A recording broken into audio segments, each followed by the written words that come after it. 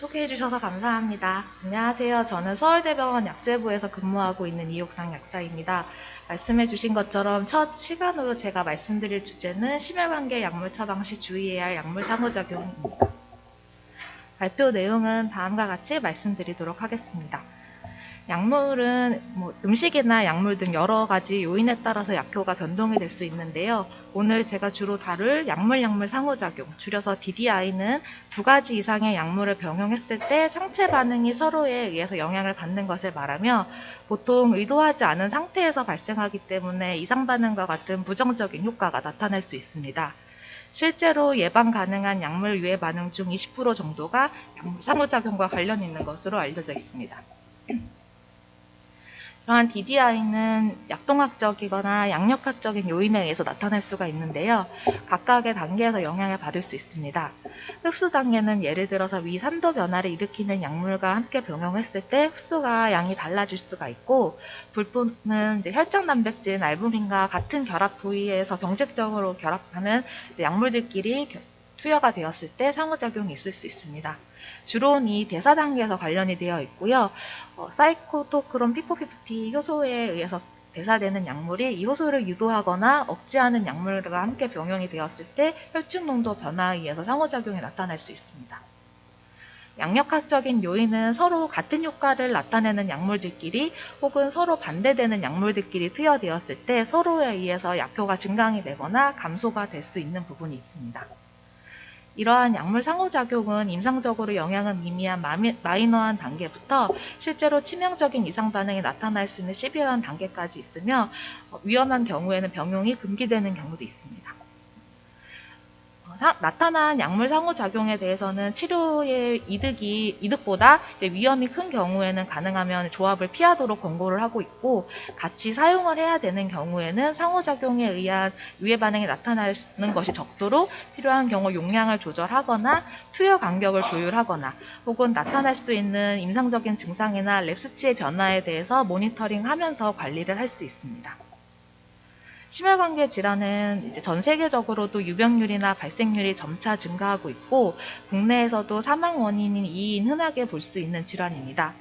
심혈관계 질환의 특성상 이제 장기적인 치료가 필요하다 보면 공종질환에 따라서 폴리파마시가 나타날 수밖에 없고, 실제로 가이드라인에서도 이제 여러 가지 병인에 의해서 심혈관계 질환이 나타나기 때문에 병합요법이나 복합제 사용들이 추천이 되고 있어서 폴리파마시의 위험이 더 높아지게 되고, 약물 개수가 증가하게 되면 약물 상호작용이나 이로 인한 ADR이 발생률이 높아질 수밖에 없습니다. 그리고 이제 심혈관계 질환을 주로 앓는 연령층이 이제 고령에 집중되어 있다 보니까 이러한 발생한 DDI에 의한 ADR의 상호작용에 의한 ADR에 조금 더 취약할 수밖에 없습니다. 실제로 발생 가능한 DDI에 대한 연구에서도 고령이나 약물 개수뿐 아니라 심혈관계 질환에서 더욱 높다는 연구 결과가 있으며, 외국의 한 입원 환자의 처방 연구에 관한 연구에서도 심혈관계 병동에서는 평균 약 복용 개수가 5.2개고 최대로 발생할 수 있는 DDI가 68.1%까지 보고된다는 연구 결과가 있습니다. 이러한 약물 상호작용은 논문 검색을 통해서 확인할 수가 있고, 제일 손쉽게 확인할 수 있는 방법은 마이크로메덱스나 렉시콤프에서 확인하고자 하는 약물들을 쭉 검색을 하면은 그 약물 상호작용의 심각도나 참고 문헌을 확인할 수가 있습니다. 저희가 실제로 업무 시에 가장 많이 사용하는 방법인데, 이 문헌들이 이제 고가의 정보원이기 때문에 사용할 수 없는 환경에서는 의약품 허가사항 중에 상호작용 파트를 참고해서 확인하고 있습니다. 각 계열별로 주의해야 될 상호작용에 대해서 말씀을 드리도록 하겠습니다. 상호작용의 종류가 워낙 많이 있어가지고 몇 가지에 대해서 말씀을 드리도록 하겠습니다. 베타 블로커는 이제 심장 질환의 고혈압이나 협심증, 심부전 등 다양한 질환을 사용할 수 있는 약물인데요. 이 약물들이 딜티아젬이나 베라파밀과 같은 칼슘 채널 블로커랑 같이 사용했을 때에는 섬액이 나타날 수가 있기 때문에 하트레이트에 대해서 모니터링하고 필요한 경우 용량을 조절하도록 하고 있습니다. 그리고 여기 보면 이제 베타 아고니스트가 있는데 기관지 확장 목적으로 이제 COPD나 천식 환자에서 사용이 되는 약제입니다. 이것이 베타 블로커랑 같이 사용하게 되면은 약효를 충분히 발휘를 못할 수가 있기 때문에 병용을 피하거나 꼭 써야 한다면은 베타 블로커 중에 심장 선택적인 아테놀룰이나 비소프롤롤을 사용을 같이 하는 것을 추천하고 있습니다. 안지오텐신 컨버팅 이니비터 같은 경우에 AC 이니비터 중에 이제 캡토프릴은 알로퓨리놀과 같이 병용 시에 스티븐 존스 증후군과 같은 심각한 감행 반응이 나타난 사례 보고들이 몇 가지 있었기 때문에 그에 대해서 주의하면서 사용하도록 권고를 하고 있습니다. 아스피린은 레닌이나 안지오텐신을 저해할 수가 있어서 같이 사용했을 때는 AC 이니비터의 효과를 충분히 발휘 못한다는 연구 결과가 있지만 주로 심혈관계에서 사용할 때는 아스피린이 저용량으로 사용되기 때문에 그에 대한 영향은 좀 적은 것으로 나타나 있습니다. 또 AC 이니비터나 ARB는 리튬을 복용하고 있는 환자에서 같이 병용했을 때에는 리튬이 혈중 농도 증가로 인해서 리튬 독성 CNS나 GI의 부정적인 반응이 나타날 수 있다는 연구 결과가 있습니다. 또 칼슘 채널 블로커 중에 베라파밀이나 딜티아젬은 CRP3A4를 억제하기 때문에 많은 약제들과 상호작용이 있을 수 있는데요. 그 중에서도 간대사를 거치는 심바스타틴과 아토바스타틴과 같이 병용했을 때에는 스타틴의 혈중 농도 증가로 인해서 스타틴 특유의 근육 독성이 나타날 위험이 있어서 같이 꼭 사용해야 되는 경우에는 가능하면 간대사의 영향이 적은 프라바스타틴을 사용할 것을 권고하고 있습니다. 이뇨제들은 이제 엔세이즈를 장복하는 환자와 같이 병용했을 때에는 엔세이즈에 의해서 이뇨 효과나 항고혈압 효과를 충분히 발휘 못할 수도 있기 때문에 이런 부분에 대해서 모니터링하면서 사용할 것을 권고하고 있으며 스파이로놀 락톤과 같은 포타슘 스페어링 이뇨제를 AC 이니비터나 ARB와 같이 사용했을 때에는 고칼륨 혈증이 나타날 위험이 높기 때문에 포타슘 레벨을 모니터링하도록 권고하고 있습니다. 나이트레이트 질산염 제제는 협심증 증상 개선을 위해서 많이 사용하는 제제인데요. 실데나필과 같이 사용했을 때는 심각한 저혈압이 나타날 수 있기 때문에 병용이 금기된 사항입니다. 고지혈증 약 중에서 스타틴이 이제 흡수나 대사 여러 가지 단계에서 많은 효소들의 영향을 받는데 이 효소들을 억제하거나 유도하는 약물들에 의해서 상호작용이 많이 나타나는 것이 연구 결과들이 있습니다. 실제로 아토바스타틴, 로바스타틴, 심바스타틴은 간대사의 영향을 많이 받는 약물인데요. 아졸계 항진균제나 클레리스로마이신에 의해서 이 혈중 농도, 스타틴 농도가 증가할 수 있기 때문에 가능하면 병용을 피하고 사용을 해야 된다면 이제 프라바스타틴 같은 상호작용이 적은 약물을 사용하도록 권고하고 있습니다. 또한 플로바스타틴에 의해서 와파린의 혈중 농도가 증가할 수 있기 때문에 같이 병용했을 때에는 복용 초기에 INR을 좀 주기적으로 모니터링하도록 권고하고 있습니다. 또 스타틴과 파이브리추류들을 같이 병용하는 경우들이 많이 있는데요. 함께 병용했을 때 근육 독성에 대한 위험이 더 상승할 수가 있기 때문에 환자의 그런 근육 독성에 대한 반응에 호소가 있는지 확인하는 것이 필요합니다. 그리고 이제 콜레스티라민은 모든 약제의 흡수를 저해할 수가 있기 때문에 이 약제를 사용할 때는 다른 약제와 2시간 정도 간격을 두도록 권고하고 있습니다. 스타틴의 영향을 받는 많은 약제들이 있는데 대부분 이제 심바스타틴과 로바스타틴 같은 약제들의 영향이 있어서 최대 하루 이제 허용 용량을 권고하고 있는 부분들이 있습니다.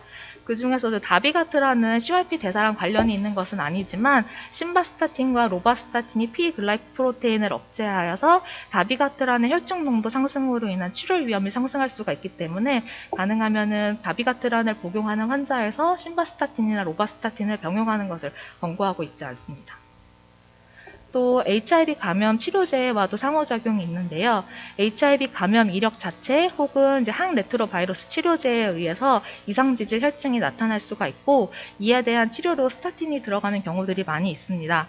그러나 스타틴과 ART가 같은 대사 경로를 거치게 되고 로피바비와 같은 프로테아제 이니비터가 CRP 억제제이기 때문에 스타틴과 상호작용이 나타납니다. 그래서 심바스타틴과 로바스타틴은 PI류의 에이즈 약과는 이제 병용을 권고하고 있지는 않고 또 아토바스타틴과 로슈바스타틴은 저용량으로 사용하는 것을 추천하고 있습니다. 그리고 다른 이제 이상지질 혈증 약은 크게 용량 조절이 필요하지는 않지만 콜레스티라민 같은 제제들은 같이 사용하는 것이 권고되지 않습니다. 또 면역 억제제와도 상호작용이 있습니다. 보통 면역 억제제를 복용하는 이식 환자들의 심혈관계 질환 위험 요인 때문에 스타틴을 복용하는 경우도 있지만 면역 억제제 치료에 따라서 나타나는 고지혈증 때문에 스타틴을 사용하는 경우들도 있습니다. 그 면역 억제 중에서 사이클로스포린A가 CYP3A4 억제제이기 때문에 상호작용이 있기도 한데요. 스타틴과 사이클로스포린이 서로에게 영향을 미치긴 하지만 약동학적으로 사이클로스포린에 의해서 스타틴의 영향이 더 크게 나타나는 것으로 알려져 있습니다. 그래서 스타틴과 사이클로스포린 A는 대부분 병용이 금기이고 꼭 사용을 해야 된다면 프라바스타틴과 로슈바스타틴 등을 이제 저용량으로 사용하는 것을 권고하고 있습니다. 타크로리무스, 시로리무스, 에버리무스도 역시 CYP3A4의 기질이기 때문에 상호작용이 있을 것으로 예상은 되나 사이클로스포린처럼 이제 병용이 금기되거나 용량을 제한해서 사용하는 것이 권고되고 있지는 않습니다. 항부정맥 약 중에 아미오다론이 CYP3A4 2C9 억제제이기 때문에 많은 약물의 혈중 농도를 상승시킬 수가 있습니다. 그 중에서 이제 많이 쓰이는 약제가 이제 와파린인데 와파린의 대사를 억제하여서 INR이 상승할 수가 있어서 용량을 감량하는 것이 권고되고 있고요. 그 이외에 다른 부정맥 약제도 혈중 농도를 증가시킬 수 있어 큐티 간격 연장에 주의가 좀 필요한 경우가 있습니다. 그리고 다른 부정맥 약 중에 도페틸라이드도 시미티딘에 의해서 혈중 농도가 상승이 될 수가 있기 때문에 GI 프로텍션이 필요한 경우에 시미티딘이 아니라 다른 이제 위장약, 다른 H2 블러커를 사용하는 것을 권고하고 있고 프로파페논도 와파린의 혈중 농도를 상승시킬 수가 있습니다. 그리고 이제 큐티 간격 연장은 약물에 의한 큐티 간격 연장은 이제 심각한 이제 사망까지 이를 수가 있기 때문에 주의해야 되고 특히나 약물에 의한 큐티 간격 연장은 또 예방할 수 있는 부분이기 때문에 어떤 것들이 이제 큐티 간격 연장을 일으킬 수 있는지를 알고 있으면 좋습니다. 이런 큐티 간격을 연장을 일으키는 약제들이 2개 이상 병용이 되거나 혹은 큐티 간격을 연장을 일으킬 수 있는 약물들이 CYP 대사 억제 등으로 인해서 혈중 농도가 상승을 한다면 이 큐티 간격 연장이 더 잘 나타날 수가 있기 때문에 사전에 예방하면 좋은데요. 큐티 간격을 연장을 일으키는 약물들의 대표적인 게 아미오다론이나 드로네다론 같은 항부정맥약, 그리고 클레리스로마이신, 시프로프록삭신과 같은 항생제, 그리고 할로페리돌 같은 항정신병 약이 있습니다. 항응고제 중에서 이제 와파린은 약물 상호작용 끝판왕이라고 할 수 있을 정도로 이제 많이 밝혀져 있는 약물 중에 하나인데요. 와파린의 상호작용은 응고인자를 합성이나 억제에도 관여해서 상호작용이 나타나기도 하고 와파린 대사나 혹은 같은 지혈을 저해할 수 있는 항혈소판 제제들을 병용하면서도 나타날 수가 있습니다. 특히나 응고인자 합성에 관여하는 이제 비타민 K를 같이 투약할 경우에 INR이 감소할 수가 있기 때문에 이를 이용해서 와파린 오버도즈 등으로 인해서 PT가 연장된 경우 비타민 K를 통해서 코렉션 할 수도 있습니다. 또 와파린은 생체 내에서 이제 R폼이랑 S폼 2가지 이성체로 존재하고 주 활성을 나타내는 S폼은 CYP2C9으로 대사가 되며 R형은 3A4로 대사가 됩니다. 그래서 이러한 CYP 대사 효소를 억제하거나 유도하는 약물에 의해서 INR이 상승하거나 감소할 수가 있고요. 대표적인 약제들이 많이 있고 붉은 글씨로 나타난 약제들이 좀 영향이 큰 약제 중에 하나입니다. 그리고 아스피린과 클로피도그레 같은 항혈소판 제제나 헤파린과 같은 응고제들이 같이 투여했을 때에는 이제 블리딩 리스크가 상승할 수 있습니다. 다이렉트 오랄 안티코아귤런트는 와파린을 대체해서 여러 가지 이제 특장점을 가지고 2000년대 들어서 많이 사용하는 약제인데요. 이 약제들도 역시 상호작용에 대한 주의는 필요합니다. 이유는 리바록사반, 에픽사반, 에독사반이 CYP 대사를 거치기도 하고 P글라이코프로테인의 기질이기도 하기 때문인데요. P글라이코프로테인 억제제나 유도제 혹은 이제 CYP 대사의 억제나 유도에 의해서 상호작용이 나타날 수가 있기 때문에 주의가 필요합니다. 몇 가지 예를 들면은 드로네다론 같은 경우에는 다비가트란이랑 같이 병용했을 때 혈중 농도 상승이 나타날 수가 있고 이를 예방하기 위해서는 2시간 정도 투약 간격을 두면은 그런 영향이 좀 주는 것으로 알려져 있습니다. 그리고 에독사반은 드로네다론과 같이 병용했을 때는 50% 정도 용량을 감량하도록 권고하고 있으며 리바록사반은 이제 신기능에 따라서 주의해야 될 사용할 것이 있습니다. 그리고 이제 효소 유도제인 카바마제핀이나 리바핀에 의해서는 이러한 약제들의 효과를 충분히 발휘 못하기 때문에 가능하면 병용을 피하고 와파린을 사용할 것을 추천하고 있습니다. 항혈소판 제제 가운데 티카그렐과 프라수그렐, 클로피도그렐이 있는데요. 클로피도그렐이나 프라수그렐 같은 경우에는 활성체가 4개까지 산화 과정을 거치기도 하고, 또 티카그렐러도 역시 이제 간대사를 통해서 대사되기 때문에 CRP 대사를 억제하거나 유도하는 약물들에 따라서 약효가 변동이 될 수밖에 없습니다. 대표적으로 예를 들면은 클로피도그렐이 활성체가 되는 데에는 CRP2C19의 영향을 받는데, 오메프라졸이 이 과정을 억제하기 때문에 같이 병용했을 때는 항혈소판의 효과가 줄어들 수 있습니다. 그래서 GI 프로텍션이 필요하다면은 판토프라졸, 영향이 적은 판토프라졸을 사용할 것을 권고하고 있습니다. 또한 티카그렐러는 강력한 CYP 억제제에 의해서 혈중 농도 상승으로 인한 출혈이 예상되기 때문에 가능하면 병용을 피하도록 권고하고 있으며, 티카그렐러 자체도 위크 CYP3A4 억제제이기 때문에 심바스타틴과 같이 병용했을 때 심바스타틴의 혈중 농도 상승이 나타날 수 있어 최대 농도를 40mg로 권장을 하고 있습니다. 이제 사례 몇 가지를 보여드리겠고, 이 사례들은 저희가 이제 병원에서 근무하면서 의사 선생님들에게 정보를 제공하였던 사례들을 가지고 몇 가지 가지고 왔습니다. 첫 번째 환자는 이제 판막 수술하고 입원 중이셨던 환자분이시고, 부정맥 등으로 아미오다론, 아이바브라딘, 메트로니다졸 등이 이제 복용하고 있었던 분이셨고, 입원 기간 중에 QT 간격 연장에 대한 그 ECG, 팔로업 ECG가 몇 차례 보고되어서 복용하는 약들 중에 아미오다론, 아이바브라딘, 메트로니다졸이 QT 간격이 연장될 수 있음을 알림을 해드렸고, 지금 CDAD에 대한 우려로 쓰고 있던, 경험적으로 쓰고 있던 메트로니다졸을 반코마이즈로 건강하셨던 건이 있었습니다. 그리고 두 번째는 대동맥 판방학 협착증, 그리고 감상동맥 질환으로 타비와 PCI 수술하시고 아스피린이랑 클로피도그렐 등을 이제 복용하시던 분이고, GI 위정관계 질환 예방을 위해서 오메프라졸을 추가를 계획하셨던 분이셨습니다. 오메프라졸에 의해서 클로피도그렐의 항혈소판 효과가 감소될 수 있음을 알림을 하였고, 오메프라졸을 판토프라졸로 변경을 하셨습니다. 세 번째 환자분은 암로디핀, 그리고 이제 에제티밉 10mg, 심바스타틴 40mg 등을 이제 복용하셨던 분이고, 암로디핀도 이제 약하지만 그래도 CYP3A4 억제제로 심바스타틴과 같이 복용했을 때 스타틴의 농도가 상승할 수 있음을 알림을 하고, 같이 병용했을 때에는 심바스타틴이 1일 20mg로 권고됨을 알림을 드렸습니다. 주치의께서 현재 환자분의 LDL 콜레스테롤 수치를 감안했을 때 20mg로 감량해서 사용하셨던 건이 있었습니다. 네 번째 환자분은 이제 다이크로짓을 복용을 계속 하시던 분이었고, 입원 기간 중에 플루드로코르티손이 필요해서 투여하게 되었는데, 이 플루드로코르티손에 의해서 다이크로짓의 하이포칼레믹 효과가 더 크게 나타날 수 있기 때문에 포타슘 레벨에 대한 모니터링이 필요함을 알림을 드렸습니다. 이후에 입원 기간 중에 포타슘 레벨이 실제로 떨어졌고, 이 포타슘 보급제를 이제 추가하고 이제 하면서 모니터링 하셨던 건이 있었습니다. 다섯 번째는 이제 와파린과 약물 상호작용인데요. 와파린이 워낙에 상호작용이 많기도 하고, 또 와파린에 의한 상호작용은 INR 통해서 즉각적으로 확인을 할 수가 있기 때문에 많이 이제 문헌들이 밝혀져 있습니다. 이 환자분은 이제 판막 수술하시고 와파린을 복용하시던 분이었고, 아미오다론이 CYP2C9 억제이기 때문에 INR이 상승을 할 수가 있고, 이러한 상호작용은 사실 이제 많이 연구 결과가 있기 때문에 보통은 이제 경험적으로 용량을 낮추는 경우가 있습니다. 이 환자분도 이제 INR이 2점대 초반으로 유지를 하셨던 분이고, 수요일 일요일 7mm, 나머지 요일은 6mm로 유지하셨던 분이고, 5월 14일에도 INR이 2.13이라서 별일이 없으면 용량을 할 만한 용량이었지만, 진료 후에 부정맥 확인 후 포다론이 추가가 되었습니다. 그래서 미리 용량을 15% 정도 감량을 하였고, 이후에 용량 상승 없이 유지가 되었던 건이 있습니다.